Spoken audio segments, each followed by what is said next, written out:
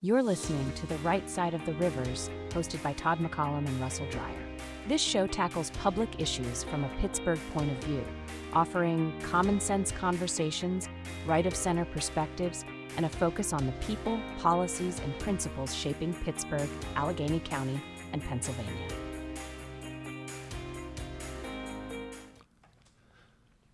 Hello again, everyone.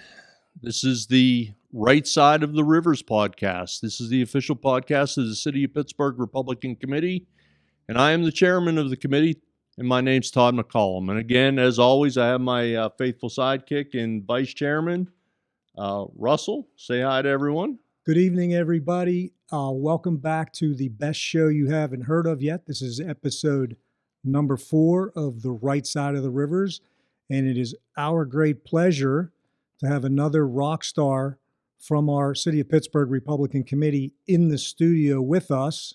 Her name is Tracy Larger. She's also our candidate for City Council District 4, and we are going to be talking to her very shortly. Well, this is episode 4. Episode right? 4. So how about Joe Prager? Is he gold? Is he gold? Was that a great show last week or what? Joe knows the ins and the outs, like we said last week, of the Greenfield area, City Council District 5. Joe is also just a great guy to listen to as he breaks down public policy in his City Council district. He definitely has his finger on the pulse of where the residents are there, what their needs and concerns are, and he's just got a great way of speaking. It's fun to have him on, and he's been on KDKA at least a couple different times. Regular caller on KDKA radio to discuss all the issues relevant to traffic calming, neighborhood issues, crime, etc. So it was great to get Joe in on our show. For sure. So a couple things going on today. Again, unfortunately, like last episode, we were in the midst of a tragedy here, and us as the people of Pittsburgh, very well aware of attacks on religious institutions, and we would like to say that our thoughts and prayers are with the people of Minnesota today as they work through that. So there have been some preliminary indications of what may have happened, but we're not going to get into that. We'll let the investigators do their thing, but we know that there was a loss of life, and our thoughts and prayers are out to that. While we are wishing the best to people, we know that Tony Moreno has had some hip surgery this week, and Tony, we wish you the best and a speedy recovery as well. Get up and around, and again, best wishes to you. So the fun thing that has happened since the last time we were here was Little Italy Days. That's your neighborhood. Little Italy Days, great weather for Little Italy Days. Thursday, Friday, Saturday, Sunday in Bloomfield. Over 200,000 people on Liberty Avenue in Bloomfield. We had a tent set up. We had some fantastic candidates stop by and say hello. Maria Battista, Matt Wolford. And we got a chance to walk them around, introduce them to some local businesses, introduce them to all the locals that were walking around enjoying the great food and all the entertainment on Liberty Avenue. Just a great event. Sal puts on a great event there. Little Italy in Pittsburgh has lost sort of its home, if you will, 2 different times. It used to be in the Hill District. Little Italy used to be in the Hill District, and then as things change, the Italian population moved around, and of course it's well known for Bloomfield right now. And things are changing over time. Some of the old timers obviously aren't there with us anymore, so the neighborhood is changing. But I just think it's a great opportunity for those of us with Italian American heritage to take part in that and invite the rest of the city and the county and surrounding region to come into Bloomfield and celebrate. And we know that Maria is just the workhorse crisscrossing the state. Matt Wolford's trying to keep up with her, but it's tough to keep up with Maria. When I was there on Friday. I had Mike Embrescia with me. He was working the crowd. It's great to talk to Mike, a candidate for county council at large. And he was there. It was great to talk to him. Great to see him out there. I believe Len Iorio was there a day. Absolutely. For a while. And Brian Wisemantle for sheriff. Yeah, absolutely. Also stopped and worked. For sure. Talked. And the main thing is there was no pictures of you holding down the tent in a hurricane. Last year, yeah, that's kind of an inside joke. There was quite a cloudburst last year, and there's a, I guess, infamous photo of me around holding on to this tent. Looks like I'm holding on to the SS Minnow.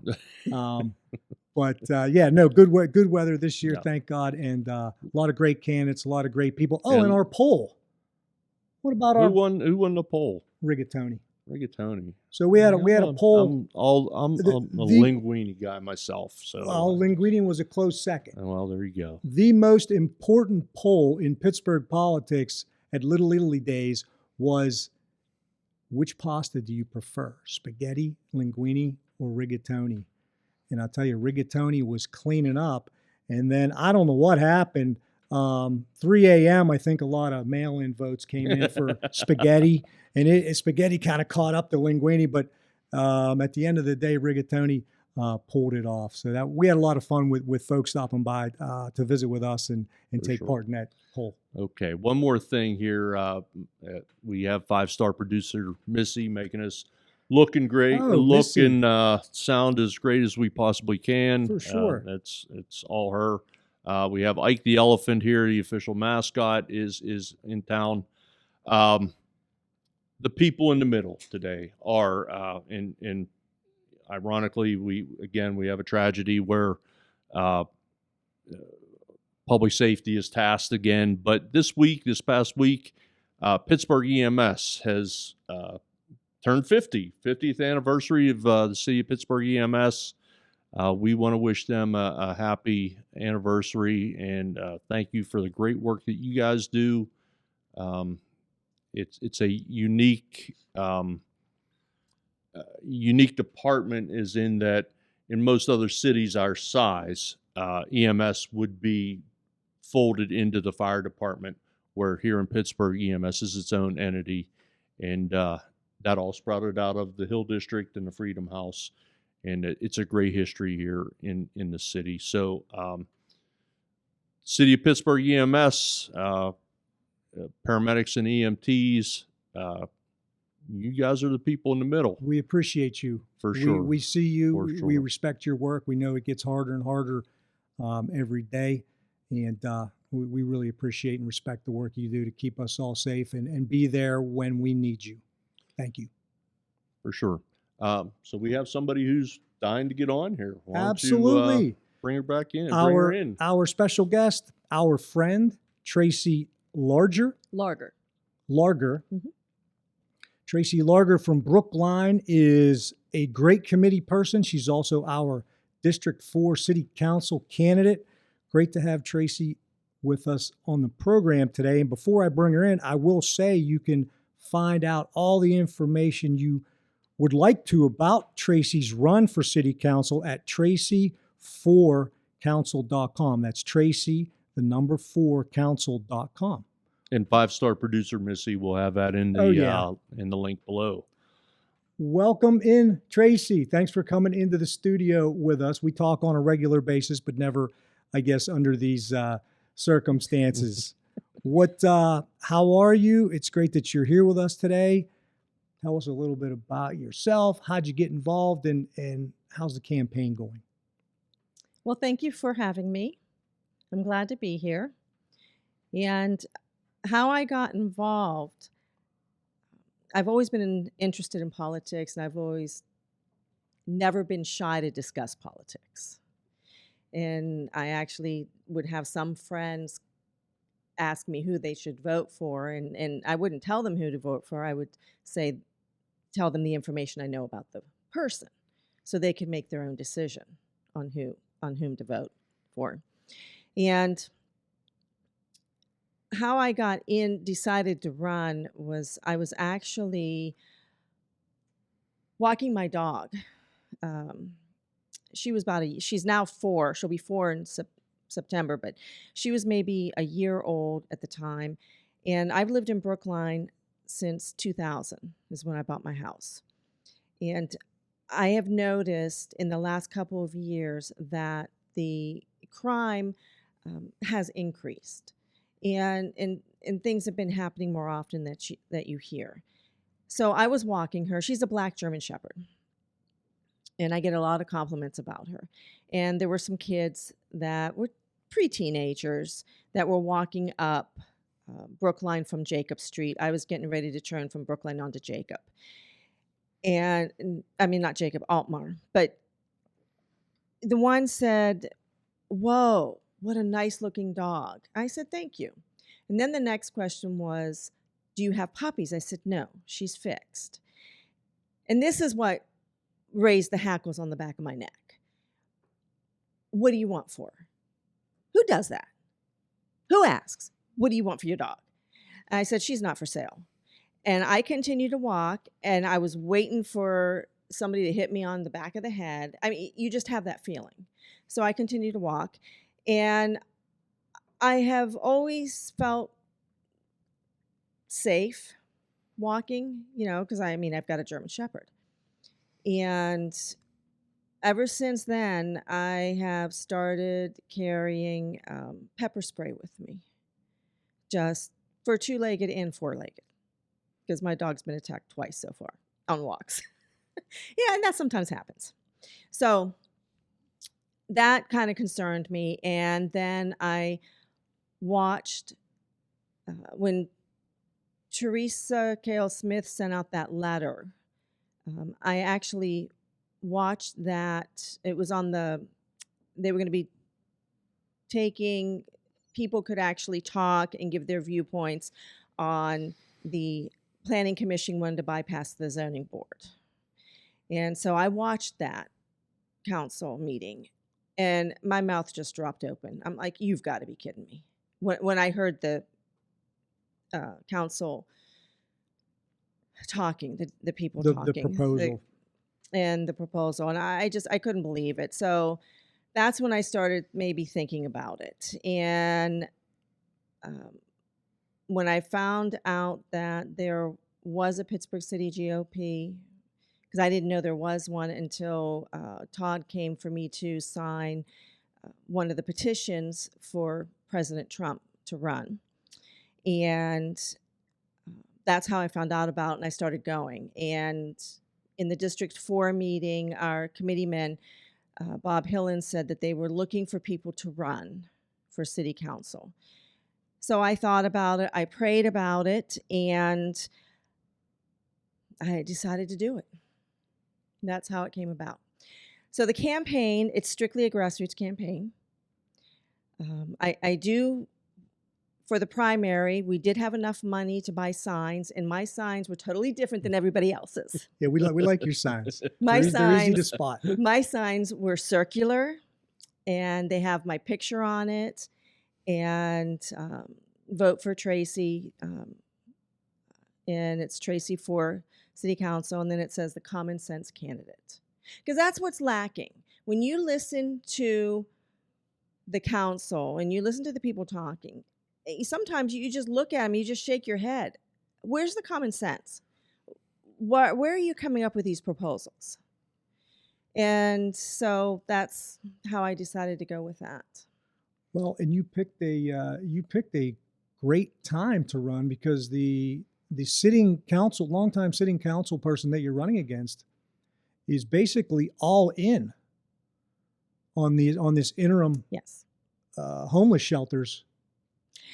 Yes, that is true. He is all in on it. In fact, he was one of the co-sponsors of the tiny houses.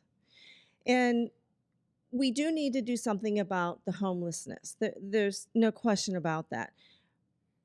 But you cannot, like in the meeting that they just had yesterday, and that's a problem I have, is all these meetings are normally during the day when nobody can attend because they're working. And so I think more meetings should be in the evening so more people can attend and voice their opposition, or if they're for it, then they can voice their in favor of. And so he put forth with the tiny houses, and they say it's affordable housing. The misnomer is affordable for whom? That's the question that never really gets answered. That's a question that is always out there. Affordable for whom? Correct. There are plenty of burdens and hardships right now being put on the backs of the hardworking people of Pittsburgh. So while this may be a good intentioned mission, the fact of the matter is we have a city controller who's been out at least 3 times in the past 3.5 years telling us that our budget is completely blown up. So where is the money coming from? Where it's affordable for whom? Are we just going to reach into the coffers, the public money, and spend it on this, or are we going to prioritize, our fleets, our police, etc.? So we're thrilled. The committee is thrilled that you've been courageous and have stepped forward to run. We know that your area probably has the most Republicans of any area in the city of Pittsburgh. And we have a lot of working class Democrats who vote Republican. So that's a great opportunity for you. It's a great opportunity for the party. And again, the longtime council person, Anthony Coghill, that you are running against, has basically hitched his wagon to one of the most progressive members of city council, Comrade Gross. And he's all in on this, on using public funds that we don't have to possibly move in unvetted homeless people into those neighborhoods. So thrilled that you're running. Exactly. But and the other thing is they still want to bypass the planning commission. They still want to allow the planning commission to bypass the zoning board, so people will not have a chance to voice their opposition to this happening. That's a big concern with them trying to do this. And I just want to let you know, I was at the Breeze Fest. I've been out doing things in the communities in the evening. And I've been to some events in Carrick. I was just at the Carrick Potluck, and I was at their night out. I've been to a couple of their meetings. And Brookline, they had the Breeze, and I was there. And I actually walked around introducing myself. And one of the business owners, am I allowed to say his name? The business? That's up to you. One of the business owners, the kickstand, he actually said, if you have a sign, bring it up. I'll put it out. And he has put it out because I've had people say they've seen my sign. Hey, most business owners have to balance the budget and are generally, conservative minded. And I want to thank him folks for showing it. But I've actually had positive feedback. I have had people so glad that somebody's running against him. And so then I've talked to them about my platform. And if you go to my website, tracy4council.com, you can see it. I'll just give you a snapshot. Make our communities safe again, increase the police presence in the communities, hire more police officers, reduce the blighted properties, and retain and attract businesses. That's the gist of my platform. And then you can see the detailed explanation on that. And with this being truly grassroots, there's also a donate button on there if you want to donate to my campaign. Well, you have several business districts in your. Yes, I have Beachview. You have great business districts. Yes. With Carrick and Brownsville Road. You have Brookline Boulevard. And I have Beachview with Broadway. Beachview with Broadway. It's great. Let me take one small step back here, because you did leave something out in your bio. You are the judge of elections in your neighborhood. I did. I did fail to mention that. I have been working on polls either as a minority inspector or majority inspector. And recently I've been judge of elections. I don't remember how long now. It's ever since they changed over to this new way of voting. So it's been probably 6 years. And I'm judge of elections of where I vote, which is Ward 32, District 5, and that's at the Binding Community Center. Now, you wouldn't have seen me this last primary because I can't be judge of elections where I'm running. Right. So I was actually a judge of elections over in Mount Lebanon. But for November, I'm not going to be a judge so that I can actually campaign at the different voting precincts. Is it safe to say, and you mentioned it, Russell, that you probably have your district probably is the highest in Republican voter registration in your district? I have heard that. In my district, District 5, where I vote, that's not the case. but the Republicans do come out. Mm-hmm. And for the primary, there were 750 Republicans that came out and voted. Now, granted, I ran unopposed, but that doesn't mean the Republicans had to vote for me. And I got 95% of the vote. So I got 714 votes out of that 750, which I have been told is phenomenal. That's a great start. And we know also that by looking at the maps over the years that there are certain districts, particularly in Carrick and Overbrook, that regularly the Republicans win, sometimes overwhelmingly. Yes. I have heard that. That is true. We've tracked it. Russell and I have tracked it. We know, we can confirm for you that it happened. It's very strong over there. And like you said, there's a lot of Democrats that also vote conservatively. So it's not just people going in and just voting straight party. So just to again, this is, and we've spoken about this before, a great example of coming up through the committee ranks, as I'm trying not to kick over the table here. A judge of election, committee person, now a candidate for a higher office, and that's kind of the way committee's supposed to work. Kind of the way it's supposed to work, and we're proud that you. To echo what Russell said earlier, we're happy to have you. We're thrilled to have you running in that district. It's a great district for us. We have high hopes, and we know that you're going to come through. I hope so. Sure. There's some things going on in your district that seem to be slipping through the cracks down there on Grant Street. You have a cell tower that's trying to be put in, thrust upon in Carrick. Yes. What can you tell us about that? I actually saw the Facebook post of the lady that is actually trying to get it out and let people know about it, because what a lot of people don't realize is cell towers can actually be harmful if they're supposed to be placed technically 1,500 feet away from communities, but they do get away with 500 feet. And they're not supposed to be placed so that they're near each other. And there already is a cell tower that is on the other side of the woods. So they really don't need this additional cell tower.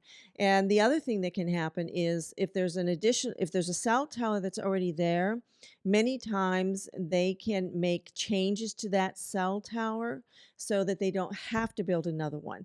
Now, one of the persons that commented on this Facebook post actually had helped to put up that cell tower that's on the other side of the woods.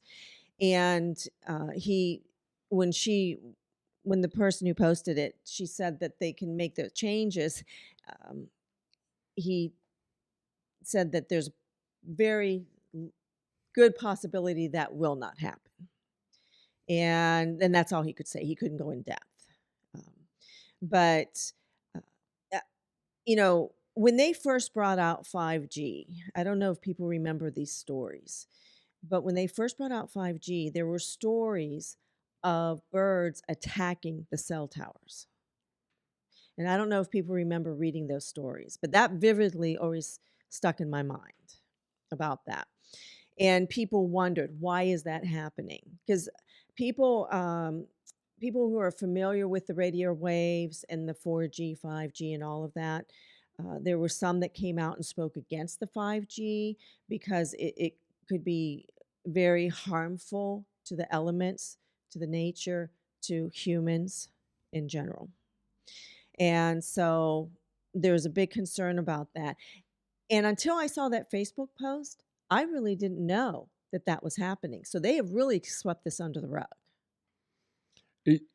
Just so I'm clear on what you just said, is there buyer's remorse on the original tower, or they're just opposed to the second tower, as you understand it?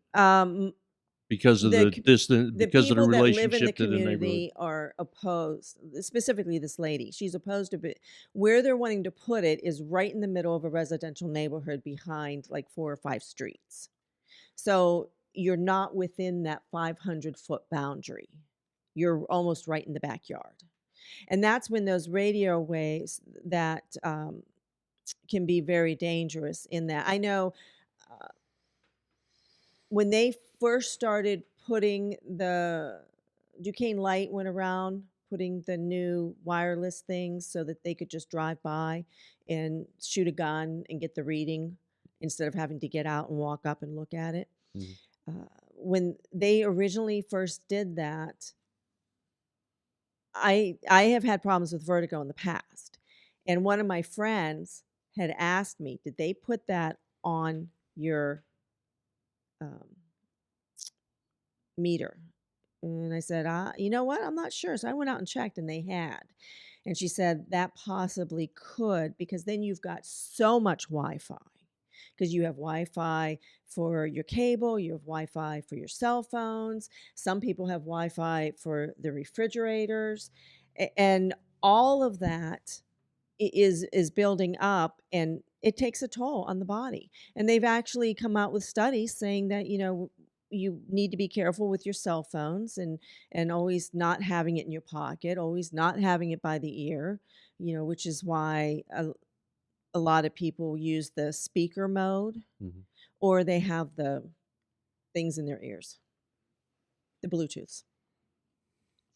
So there's studies out there. Now, you know, some people may say they're conspiracy theories. That may be true. But you need to do the research, look at it, and make your own decision.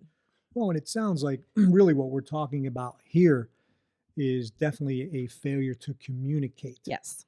That's no pun intended. No pun intended. We I just got that. You know, so obviously those folks that are elected in your community that are meant to communicate happenings in the neighborhood, new structures going up, etc. It sounds to me like they've been MIA on communicating what's happening. Well, specifically with this new cell tower or towers going up in Carrick. As far as I know, I mean, I live in Brookline, so I probably wouldn't receive a letter regarding the cell tower going up.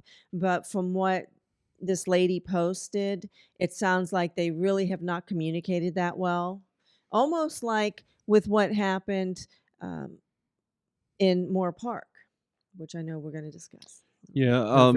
So I'm sorry if I jumped in on there. So you're, as a prospective council person, you're erring on the side of caution, and you would prefer that tower to be relocated somewhere else out of the neighborhood then? Absolutely. Very good. Go ahead. I'm sorry, Russell. Well, no, I just thought that was a perfect segue to bring us back to what we all saw on the news yesterday with trees being cleared over by Moore Park. And again, we have a failure on the part of our elected leadership to communicate what the project is, what's happening, and the scope of the project, and if those trees will if trees in their place will be replanted so we can recapture some of our green space, because as everyone over there will tell you, that's near and dear. Those green spaces over there are near and dear to everyone. And we had a gentleman on the news last night who, he's basically grown up with these trees. It's a place where everyone walks their dogs. It's a place that's known to the community. And for some reason, we don't have communication, again, to the community from those that are supposed to do that for us. So my understanding is that I believe it was PWSA, they did not have any kind of a hearing or anything where people could come and make their views known. Nobody knew that this was going to happen for the work that they needed to do with the clearing of the trees. It happened after the fact when people went down to walk their dogs. They're like, what happened to the trees? And PWSA did come out and say that they were in error in failing to make that more public of how they would need to proceed. Do we know what the project is at this point? I know it's been about a day since the story broke. Has there been any updates that we know of from either our elected council people or PWSA? Do either of you know anything about that? Any updates on that? No, I don't know anything off the top of my head. Yeah, I haven't seen anything today either. It just seems that there's a lack of communication. And again, we've spoken about transparency on the show many times, and where is the breakdown? And I've said before, and I've said before that the legacy of this council is not going to be pretty. And here we are again, where you can't even get a simple piece of information, couple pieces of information. Hey, there's an interest in a cell tower in a neighborhood, or your park is going to have some logging operations going on around it. Where are the people that represent this community, and why? It always seems that they're there when they need to know we'll something. Look into it. Yeah, right? They're always there after the fact, and that shouldn't.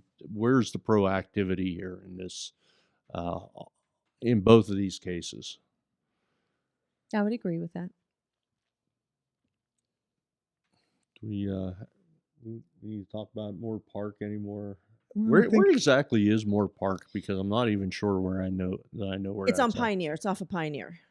Okay. So when you go up Brookline Boulevard, if you're heading towards Liberty, so from 51 Brookline Boulevard heading towards Liberty, when you get to Pioneer with CVS's, you would make a right, and that would take you down past the Catholic school, and it takes you down. There's that park area right there. That's Moore Park. Okay. And apparently there's a really nice walking trail back there. I personally have never been there because I usually just walk Lacey right around my neighborhood. Can you tell everybody the neighborhoods in your district? Because I don't think we mentioned that earlier, but we've talked about Carrick, we talked about Overbrook, mentioned Beachview. It's Beachview. Is there any place else that we're missing here? It's Beachview, Brookline, Overbrook, and Bon Air. And there used to be a sliver of Mount Washington, but I have to check into this, but I've heard recently in 2022 they changed that line, and Washington, that sliver that was in District 4 is now in District 2. Okay, so if you're watching and you're not sure whether you fall in what city council district you fall into, if you're in those neighborhoods, you're in District 4. And again, it's if there is a Republican stronghold in Pittsburgh, it is in that district for sure. Do we want the interim housing? Tracy talked. Yeah, Tracy started. Let's pick that back up again. Tracy picked up on that. We had basically a meeting yesterday that that basically said, hey, we're City Council was moving forward with this plan for interim housing. That is a fancy term for homeless shelters. And so yesterday there was an opportunity for public comment. It was about an hour. Meeting where Anthony Coghill and Councilwoman Gross are basically, it's a proposal. It's a joint proposal from the both of them. So Anthony and Deb Gross are working together to move this interim housing plan forward. And what this interim housing plan does, it's actually behind the scenes. It's a very serious change to Pittsburgh zoning and giving exemptions sort of carte blanche to build tiny homes or move people into these areas that are not vetted. And I know some of the public comments that came up yesterday. You had from various different sides of the argument. You have housing first people that just they're all about making sure that the homeless population gets moved into any and all housing, whether that's a blighted home that can get converted, or there are potentially, I believe, 16,000 vacant lots in the city of Pittsburgh that could get converted to this interim housing. So this is if you're raising a family, and you have, or if you're just simply a homeowner and you've put a lot of value, and your home has a lot of value, it's quite possible that what you see downtown with respect to the panhandling and the open air drug use could very much be right in your backyard for the most part. There is a possibility. I know that this bill also, they were talking about maybe separating the bills out and passing one, or passing Gainey's bill and just making it all into one. But one of the things that the bill that they were talking about yesterday would do, this is where the Planning Commission bypasses the zoning board. So let's say that there is a school that is no longer being used. It's empty, it's vacant. Then without going to the community and having community feedback and people address their concerns or their support, they can just move people in there. And so you have that. So then you have that concern. In fact, Todd, didn't that happen near you? I can't recall the incident of the. Oh, yes, it did. Yes, you're right. Off of Charles Street, it did happen up there. Yeah, Where I remember you took saying. over a school. And we can't keep up with everything around here. Well, and it's definitely happened in City Council District 7, Deb Gross's district, on Stanton Avenue. There used to be, was either a monastery there or that would be the Stanton. It was a nursing home, I believe. Nursing home. Yeah. That is now at least a year and a half of transitional housing there. One of the persons that spoke was Gina, and I was listening to her, and I was trying to take notes as she was speaking, but it just went so fast. But the things that really stuck out that she said is, like you said, Housing First is all for this.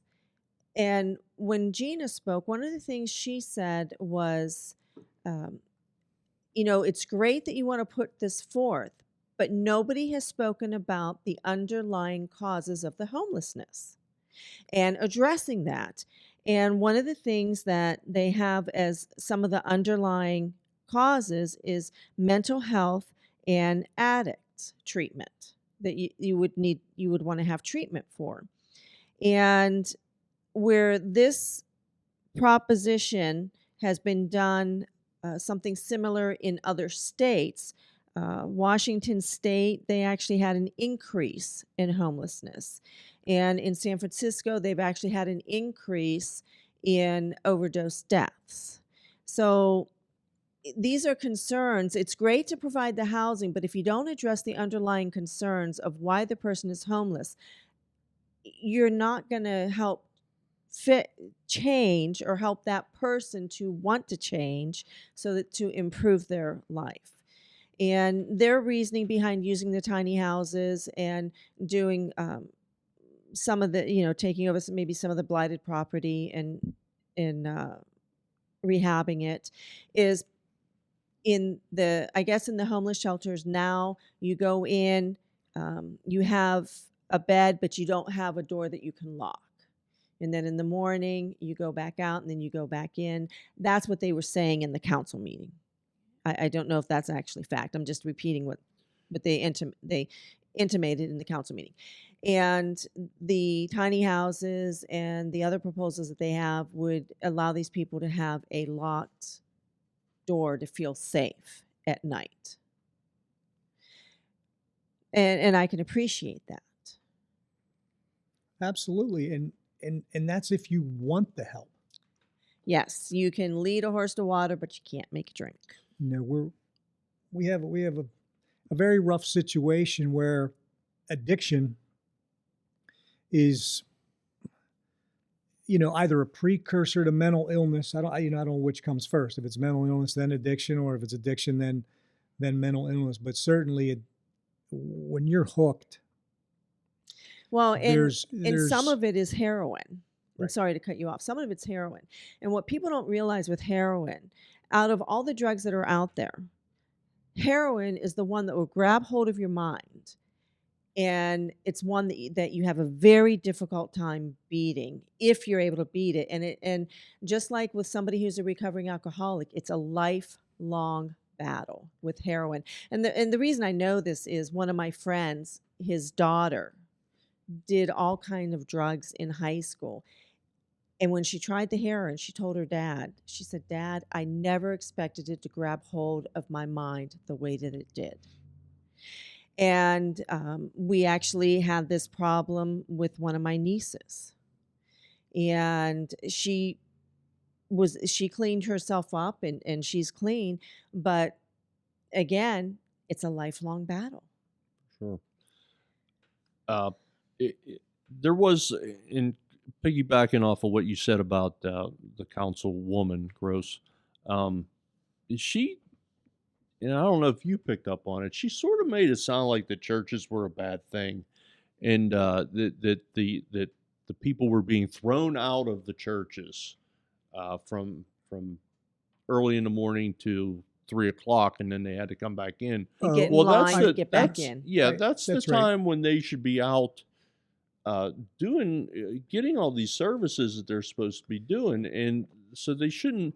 And I get it that that it's problematic to carry all your stuff around and deal with that, but that's a time there shouldn't be a purpose of being unsafe at that time, because that's the time where the county services should be kicked in, and they should be receiving those county services or city services at that time to find themselves a better way. And I found it interesting the tone in which she said the churches throw them out, and there was something to that tone that was bothersome to me. And I don't know if you picked up on that or not, but I didn't pick up on the tone. I picked up on her saying that.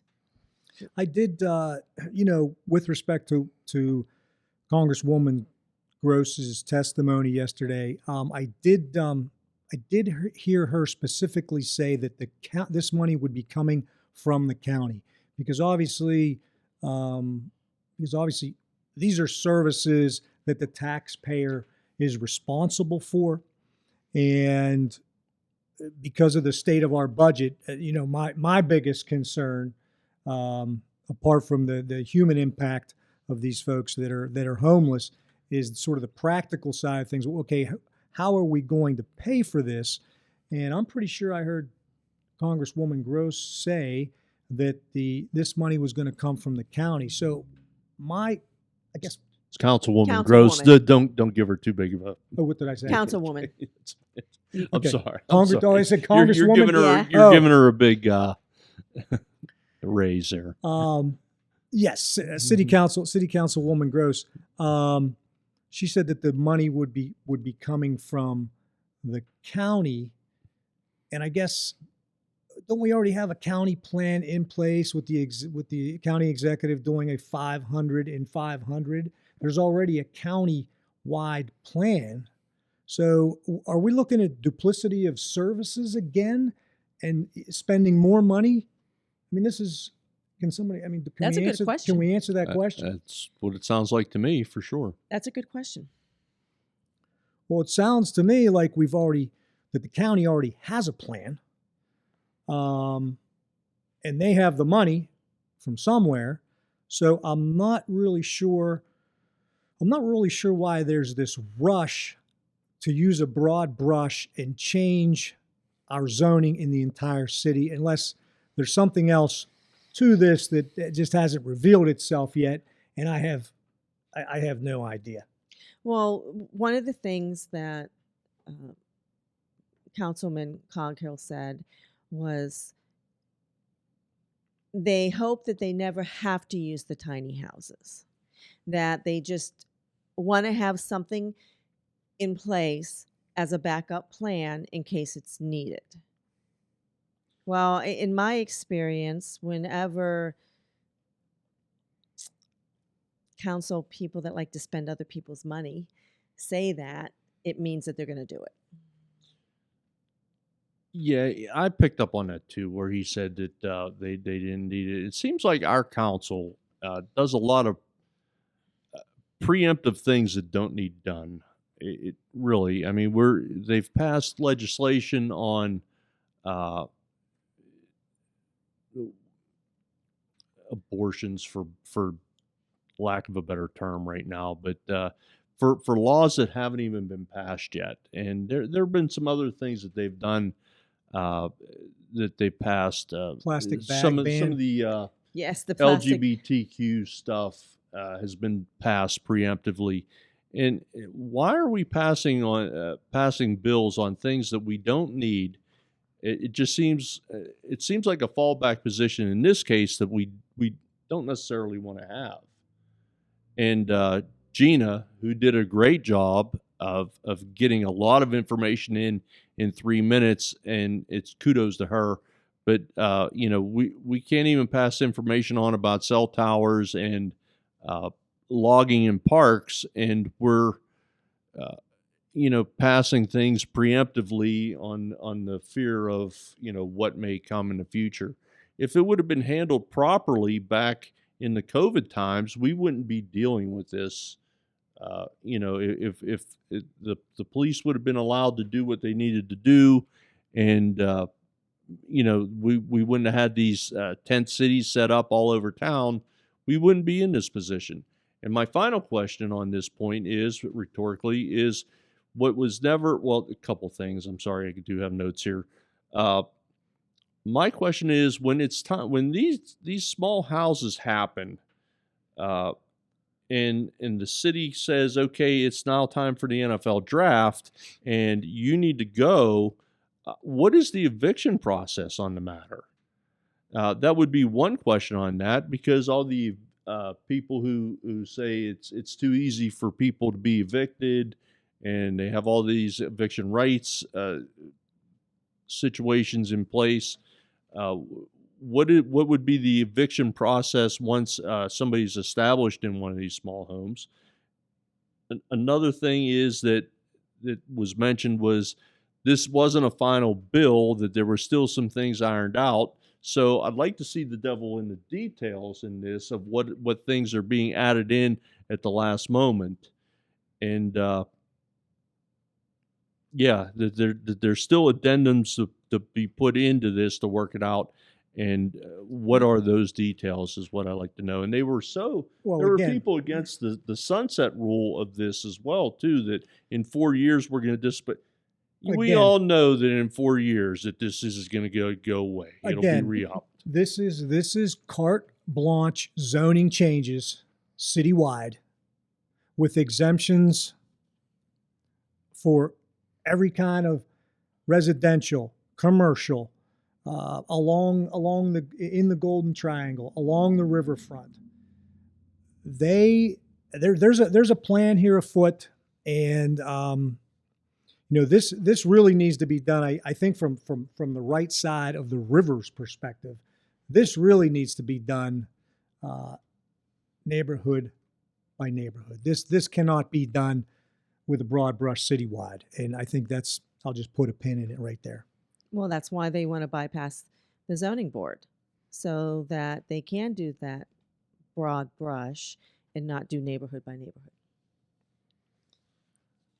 I think we wanted to talk for maybe a few minutes. Maybe we'll keep it brief here about the state of the city fleet. And again, we're honoring the 50th anniversary of Pittsburgh EMS this show.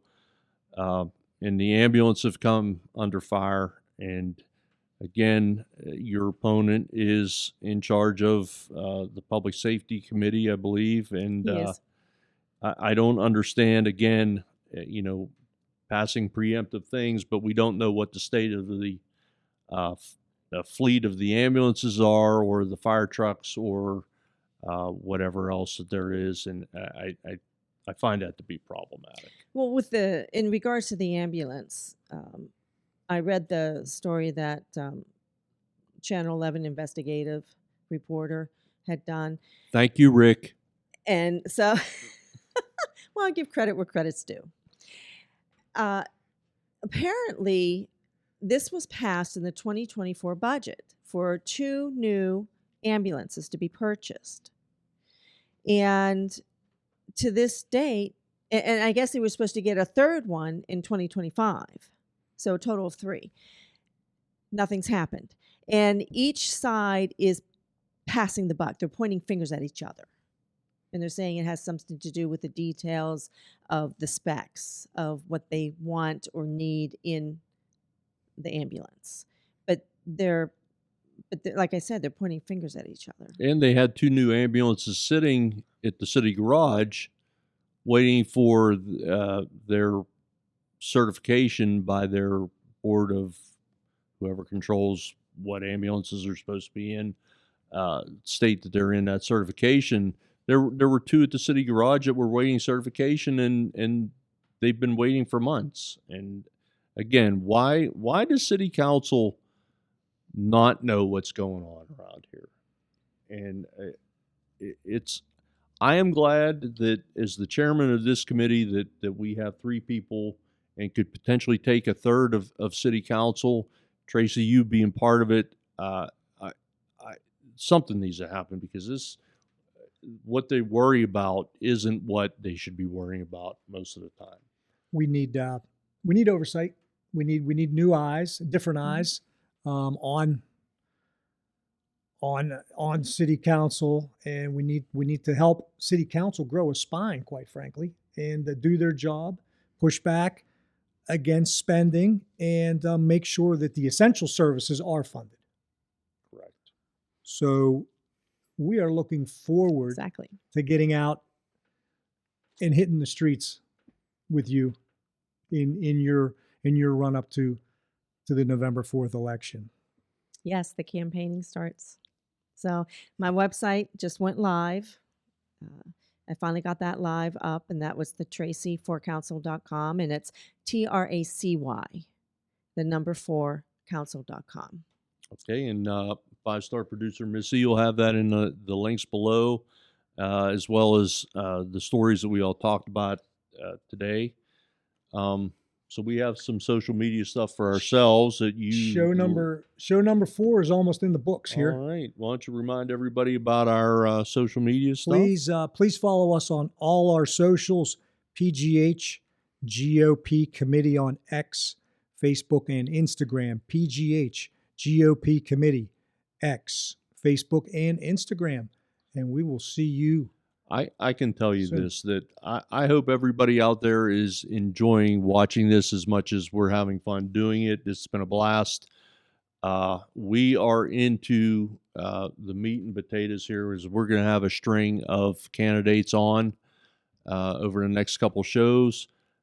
We look forward to seeing everybody in 2 weeks when we have another show, another candidate. We'll keep that a surprise, but I think you're gonna like him. And once again, this is the official podcast of the City of Pittsburgh Republican Committee. It's called The Right Side of the Rivers, and we've enjoyed bringing it to you. We'll see everybody in 2 weeks. Thanks, guys. Be good. Thanks for tuning in to The Right Side of the Rivers. We appreciate you spending your time with us as we talk about the issues that matter to Pittsburgh, Allegheny County, and beyond. Be sure to visit us online at pittsburghrepublicans.com for more updates, events, and ways to get involved. And don't forget to follow us on social media. We're on X, Facebook, and Instagram at PGHGOP Committee. Until next time, stay informed, stay engaged, and stay on the right side of the rivers.